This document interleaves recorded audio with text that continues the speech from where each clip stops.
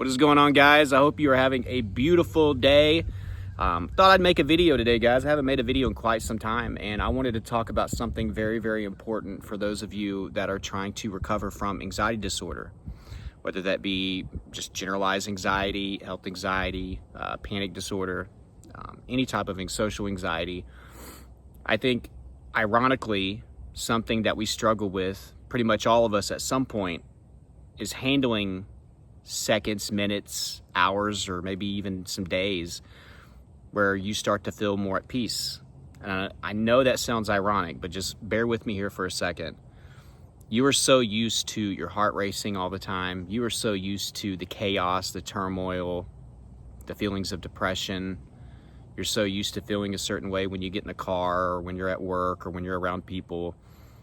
You're unfortunately used to having panic attacks around the freaking clock. You're used to not getting any sleep.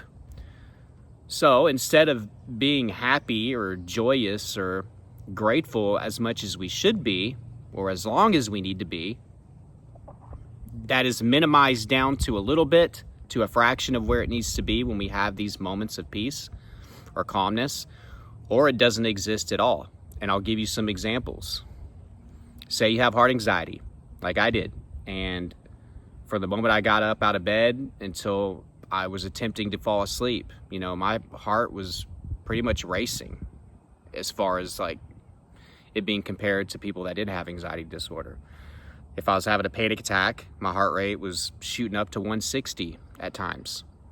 If I was just having just regular anxiety, or if I'm just sitting on the couch, it was nothing for it to be over 100 even at rest, So that's an example of what my heart was like, right?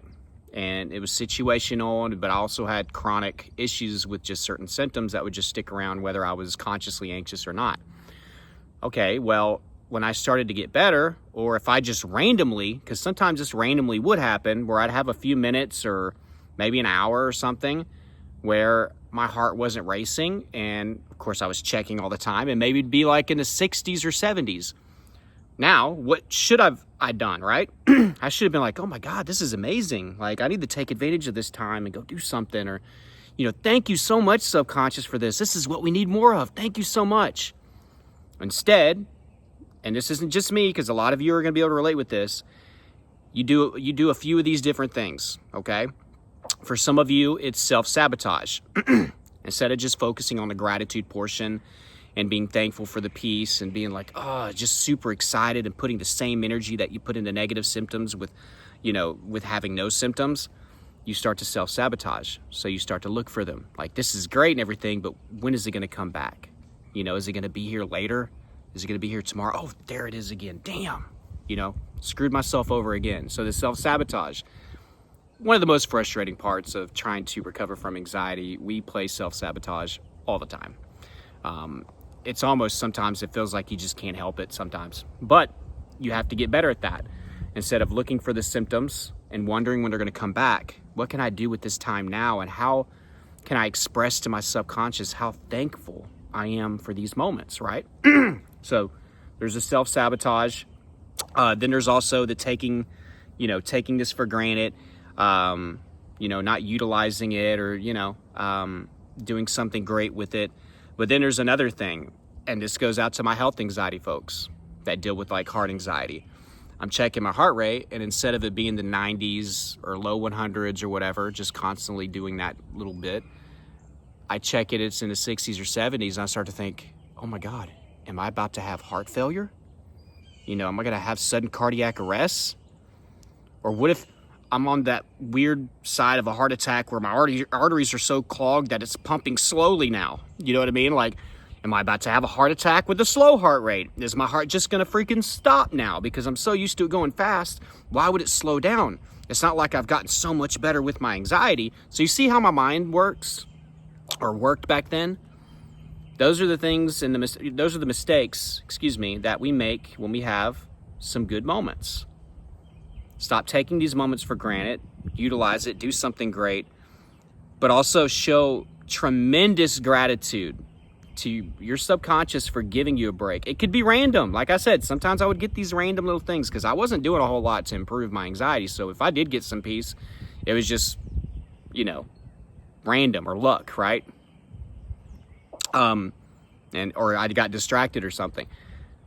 But take advantage and be extremely gracious and put the same energy. I guess that's the message of this. Put the same energy into these moments that you don't have symptoms as you do whenever you do have symptoms. Because when you do have symptoms, you're very good at being negative and catastrophizing and spiraling and focusing and being aware of it.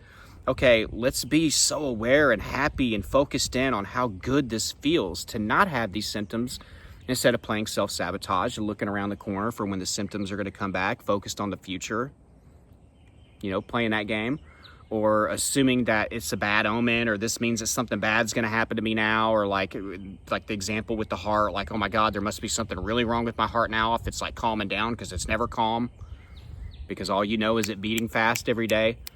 Focus on gratitude, because I did have moments later on with this, whenever I was better able to utilize it and understood it better, where I was so thankful and grateful when I didn't have a certain symptom that had been bugging me for a while, that it just didn't come back again. I'm not promising that, but that's how powerful that can be. Put the same energy into these symptomless moments as you put into moments that are full of the symptoms, right? But that's easier said than done. We're so wired to fear, and sometimes we just don't know how to be overly thankful and positive. We are just constantly looking for another threat. We're looking for the next symptom, the next moment that these symptoms are going to come back. That is the part you have to work on and practice on, and that's going to take time. But I'm just trying to bring it to the front of your mind to start making an effort of doing that, because some of you are having like hours in a day where you don't feel symptoms. Some of you are getting a day or two a week. Some of you are getting a whole week. Some of you are in the beginning where you're not, you're jealous of this video. Like, I wish I could have some, but you'll go through this too. You'll go through this. We all seem to have similar situations and stories when it comes to this anxiety thing and thought patterns. So you'll get some of these moments, whether it be minutes or an hour or so at first, and then maybe a day, random day, where it's not as loud, and we'll see how you handle it. Hopefully this video will motivate you, so whenever it does come across, your path, that you can take advantage and be like, oh, I remember that video that Trey talked about. I'm blessed to have this good day. I want to normalize moments without symptoms like I normalize moments with symptoms. So I want you to go down below in the caption, or in the comment section. You can tell I haven't made a video in a long time, don't know what I'm saying. Go down below in the comment section, and in all caps, I want you to put normalize moments without symptoms like you normalize moments with symptoms. Yeah. Normalize moments without symptoms like you normalize moments with symptoms. I think that would be a great affirmation for you guys to add to your journal or to your affirmation list, something to be thoughtful of.